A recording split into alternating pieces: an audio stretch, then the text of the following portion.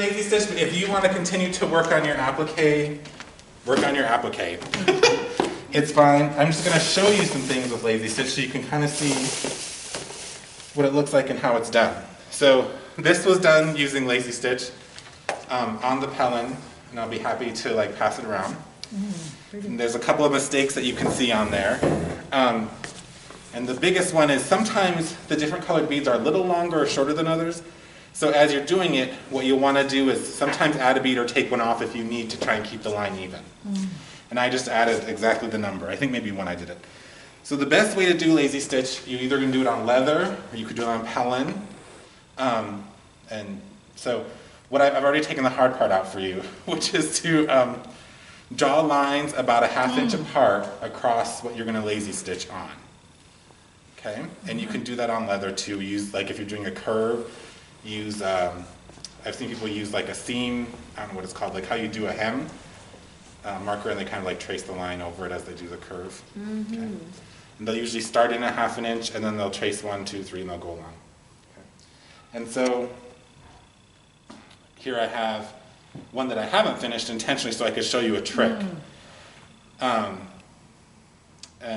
So I have plenty of these, so what you want to do is just think about your design. You feel free to copy mine if you want, or if you want to try something new, you can.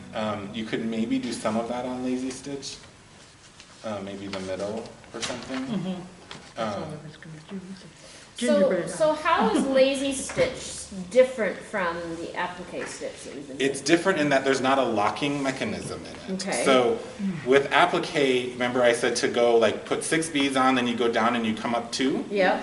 That locks the down. Yep. So lazy stitch is maybe more clear here. You put however many is on between the lines. So depending on the size of the bead, you'll put more or less beads on. And you can actually make these lines skinnier. I just say ½ inch just because that's common. And so for that, that works out to be about 9 beads. And so you just put 9 beads on, go down, go down a little bit, put 9 beads on and come back. 9 beads on, go down, 9 beads on, come back. And you kind of do like that. Yeah, but I'm happy to, I'll demonstrate it. So it doesn't lock, just on either end. It locks only in that the other beads are there and you pull them tight. And then there's a trick when you're adding the next layer. So you can actually do half of it. So you take the needle underneath this layer and you pull it up, and it will lock it in to make it even. And I'll show you that once I get the beads set up. Yeah, because I don't know enough to know. So you have a ½ inch, your bead pattern right there that on your left hand is a ½ inch wide. I mean a ½ inch, how many beads per ½ inch? It's about 9. 9, okay, all right. And you can do it more complicated. So this one is almost all the same for all 9. And then you see in this middle where I put the little cross, I had to do a little, whatever. And actually, let me take off mine. It's also Rock Your Mocks week, so if you have moccasins, you should wear them. So this was all done doing lazy stitch as well. And so same thing here, like you could see the pattern's intricate, it's more than 9, like you can see that. Or like here with those crosses, or like little mountain design. They did it on felted wool, I think. So you can do that with these. And so if you're ready to start lazy stitch, let me know and I will demo the initial one. Now I can demo how to do the extra stuff so you can, it saves time. Lazy stitch is a quick way, well, it's not that quick, no beading's quick, but it's the quickest way to do like a large swath of fabric. So like, and it's more like geometric shape wise too. You generally, yeah. I mean, you can do curlies if you're really talented. I'm not, so I don't do that. But like, if you look at Paul's moccasins, what is that? 2? Oh no, they did the whole front. Yeah. Okay, never mind. I was gonna say if it's just like 1 or 2 rows, you could probably get that done in a day. Like that back part, if that's all it was, all the way around the front, you could probably get that done in a day. To do trim work with it can go really fast. Wow. To do that whole front though, that's not a day. That would take a long time. A day and a half. Maybe if that's all you did every night, you could probably get that done in a couple days maybe. So this is this way. My grandma, Christine Dunham, made those for me, and she gave them to me. She said, if they're too small, cut your toenails. Because we got them on a good deal sale. They will do what you need them to do. You can, if you don't want to roll them, you can make a small piece. But if you're willing to roll them, which is how that works, you roll from this side and unroll from this side, or vice versa, right? So I started to roll down already. So these will work well. My first one was one of these. I made a whole lanyard on it, all the way around one. It just meant a lot of rolling. So you can totally do that with these, okay? If you want to take these, like, and keep it, you can. Just, I would suggest leaving about $6 to pay for it. But we do have money, so it's not the end of the world. I'm just putting this behind it so you can see where the threads are. So this is the other kind. These are nice because you don't have to do any rolling, and they're really long. So if you started right here on this end and went all the way down to the other one, you would be able to make a full lanyard. Although, I should have brought a tape measure, because I think we want to make sure that we have enough thread at the end, because we have to redo that middle part. You can't just join them, you have to do a middle section. And so I should have had you leave a little extra thread on one of these sides, which is what I'm a little worried about, but it's okay, we'll figure that out. These are more expensive, they're probably like, I think $28 or $38, you can get them at now, they got leather and beads. If you are handy, you can make your own. Just go to Menards or Home Depot or Lowe's or whatever, and there's little PVC pipe about this long, about this much in diameter, and just get 2 lengths, however long you need, the 2 elbow joints and 2 shorter lengths, and I should have brought mine from home, but I have like one that's about like that, but it's a little longer, so I can make those necklaces easily on them. The thing I don't like about those is that you don't have these nice little springs to hold the threads apart, so you're kind of at the mercy of having, that first stitch is always the hardest. So the way you do, and here's a piece that I finished and took off so you could see that, and I intentionally didn't finish it so I can show you how to finish it. You always want to leave some thread at the end to finish it, because you're going to have to tie it off, and like if you were doing like a necklace, you would, like it would come around your neck and it would come down like this, and then you re-thread your loom like that, and then you use those as the beads to come across to make that middle section. Like that little Episcopal shield, does that make sense to everybody? Okay. The other way to do it would be to start here with that middle section and then come all the way down, and then you would have to just put like a leather or something like you see in the back, how they put those together with the leather in the back. I like having beads all the way around. Nobody notices that, but if you're looking at them, you'll be able to tell. So I have a couple of different things that I wanted to show you today. One is how to start this, and I can show you how to thread the loom individually. One is how to end a thread and start a new one, which is why I ended right here. So I can show you how to start a new thread and to add on to this, and then how to finish it. And I don't need to show you all that today, but for those of you who are starting on the loom, I want to get you to be able to start. So why don't you all get your looms, or get a loom, and I can help you set them up if you, we also have more of these, so I think we got 3 of these, so if you want to make a really long one, you can. These are like $28 or $38, I'd have to check, they're not cheap. But you can use it and bring it back, so it's not like, so you can use it and then see if you like looming. The nice thing about looming is it's a really sturdy piece, okay? And this is what I was thinking about for a hat band. This might work better because it's on both sides. You can see both sides. Sure. You can put it around, and then you can put leather on the end to tie it if you wanted to tie it. I intended for this to be a bracelet, but it didn't measure. So it's a little big, and I have big wrists. So it might become an anklet. Same thing with this one. But that's okay. And you have the patterns out there. The pattern that we have out there, the beads are a little bigger than these. So if it fits around your wrist all the way on that one, it will definitely be a little bit short, which is fine because you can put leather to combine it together if that was your goal. Okay. What is the widest you can make on the little loom?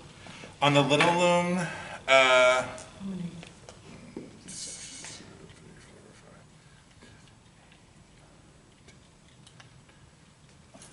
probably about 30.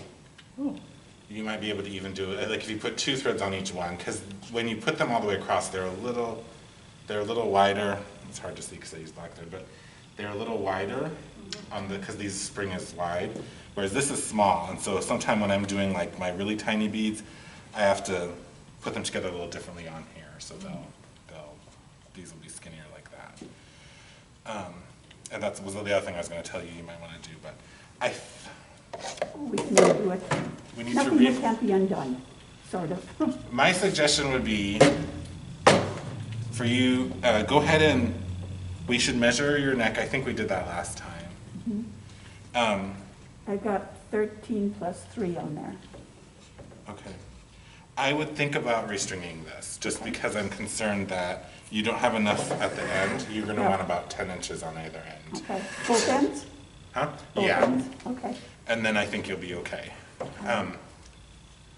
But if you just want to try a little bit on your pattern, you can totally do that here.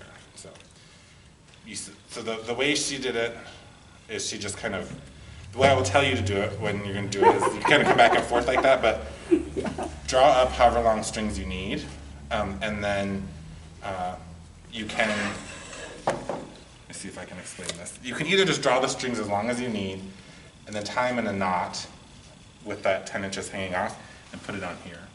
And you can do the same thing on the other side. So each string you put on separately. No, you can do them all at once. So get all your 13 strings or whatever, and then tie them in a knot, and then hook them on here so that way you have the 10 inches Okay, hanging off. gotcha. Because you can undo the knot later.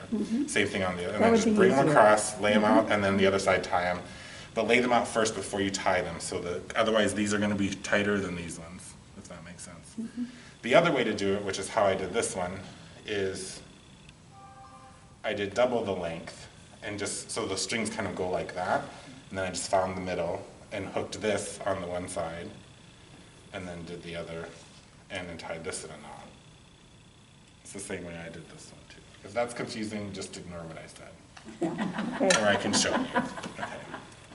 When you're ready to start, let me know, and then I'll do the demo on how to start it. The basic stitch, I can show you the basic stitch, is you're going to put on whatever beads you need.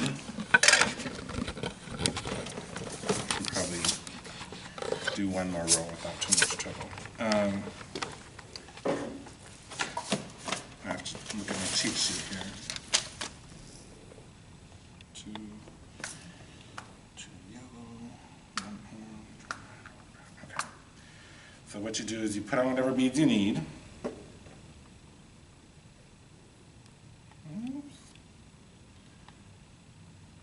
And for these ones, you're going to want to use the long beading needles.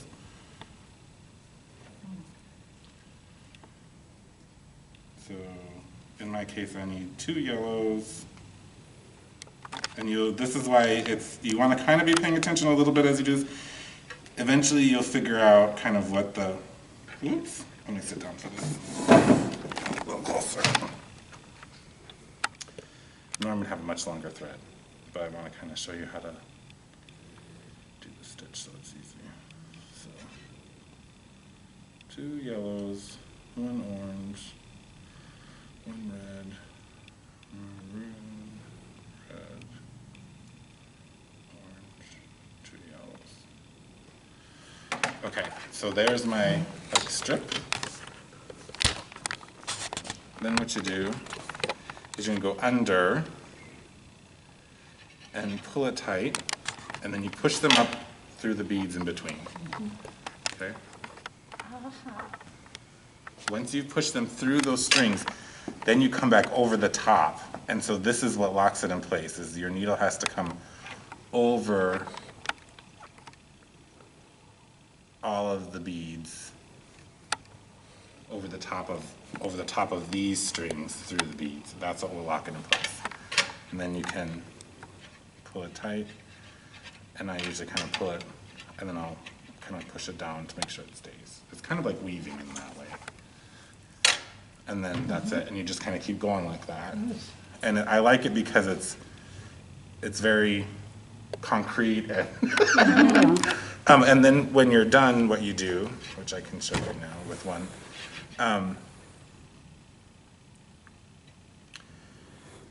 tie it in a knot right around the edge. This is also how you start, by the way. You'll just tie a little knot on the side here.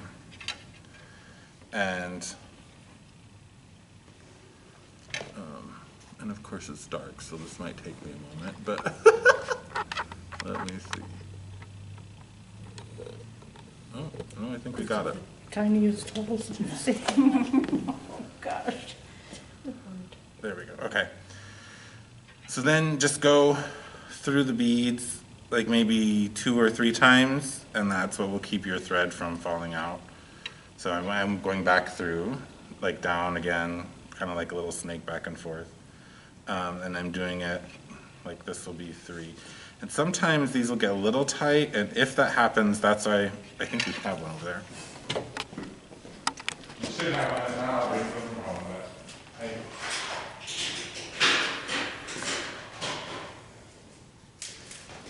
We have like a needle nose pliers or a tweezer. And so you can grab the needle and push it through, and then grab from the other side and pull it through. Okay. And that one was really tight, so I probably don't need it anymore. And then you'll just cut this off really close. No knot. No, no. No knot, because you did the knot at the beginning, Okay. right? And that's all you do. And so then for the new one, what you're gonna do is, this is a little trickier. Start somewhere down below and just make sure you wanna come out. So if you're right-handed, you might wanna come out on this side. I'm left-handed, so I always like to start on this side and go that way. How many rows down are you to do that? I'll probably do like 4 or 5, because it'll, and what, I'll just demonstrate that. It's not that hard, but I'll demonstrate.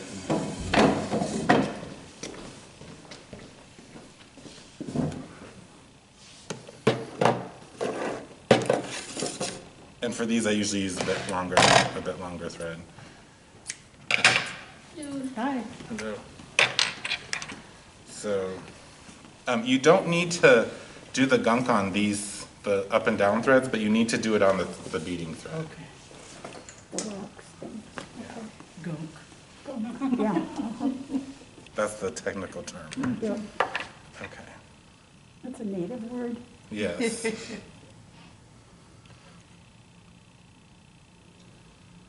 Now you all get to see how. Sometimes I can do it on the first try, yeah, and sometimes I can't. But it looks like on this one I was able to. There we go. Okay. So. Okay.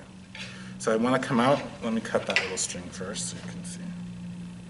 So this little end one. I'm going to be careful not to cut the other thread. And if there's a little piece sticking out, I'll usually like bend it like that so the piece kind of goes in. So the thread kind of goes in so it doesn't get seen. So I want it to come out here. That means I'm going to go that way. Orange, red, brown, red. Okay. So, and that might actually end up coming out the wrong way. Let me just check it out. Okay, so we're going to go on the dark maroon here. So what I'm going to do is when I pull it out, I'm going to pull it almost all the way through. And this, you're going to get frustrated with yourself the first couple times. But what you do, get it so there's just like a little bit of the thread left. Then go on the next one. And this was, as you remember, this was the tight one from before. So I'll probably need this. And you don't want to go back and forth too many times on these because sometimes the beads will be too tight and they won't go through, and then when you try and pull them through, you'll bust a bead. So you want to be not too forceful, but forceful enough. And if you're beading with smaller beads, then get a smaller thread, and that'll make that easier. So we used a size D, which is size B. It's pretty good for most things. They'll get smaller. They have like F's and zeros and double zeros. So then what I'm doing is I'm going to pull it till almost the thread is just barely gone.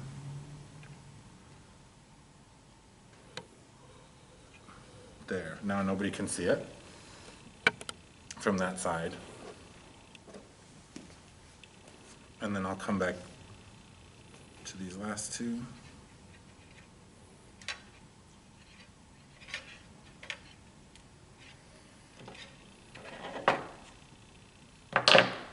This almost looks like a pantomime because you can't see the thread. Right, sorry, yeah.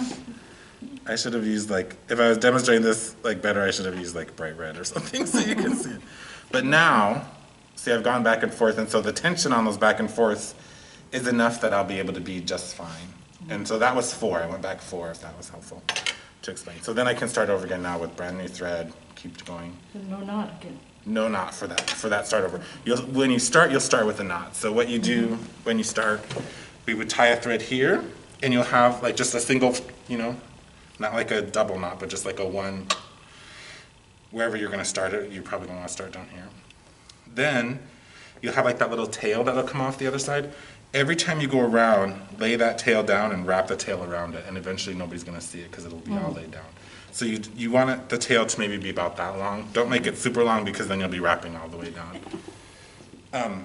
And so like this one, you can't even see where that tail was on either side. Like nobody can tell. So, and feel free to take this and look at it if you like. So, all right. So that's the lesson. And now I don't expect you to chain everything, but That's fine. I can help you now as you're ready to go. Now that you've kind of seen the gist of it. So do you weave in and out of the what are these, the warp? With these, you don't. I think you came in just after I did that. So like, now that one's going to be the same as this one. So it's going to be a white. It's going to be one of each. So white, yellow, orange, red, dark red, orange, yellow. Okay. So that's the same. That's, I did it backwards from that. It's the same as this one. Okay. So then you go under, and then. So, whoops. I should have forced them up. So then all of these are under. Oh, so you come from underneath. I guess you could go over the top, but then you'd have to go back underneath, and that's harder, I think. Yeah. So then you just push them all up through, and so I usually use my thumb to kind of force it, Yeah. and then you go over them all through the holes, and that's what locks them in. And then pull it, and then I usually give it like a little tug so it kind of comes in tight. And some beads are wider than others, which here you can kind of see where it got skinny Yeah. right there. Yeah. That's because those beads are skinnier. But I still like to tie it tight because eventually the threads will kind of get looser in different areas, and this will even out a little better. So how many times then do you go back through? What do you mean? Like, because you were going back through the same one that you. Oh, that's because I was ending a thread. So that was how I showed them how to end a thread and then to Gotcha. start a new one. Gotcha. So Okay. now you just kind of carry on until you run out of thread again. Or I've got enough thread so I'll be able to get all the way to the end. Okay.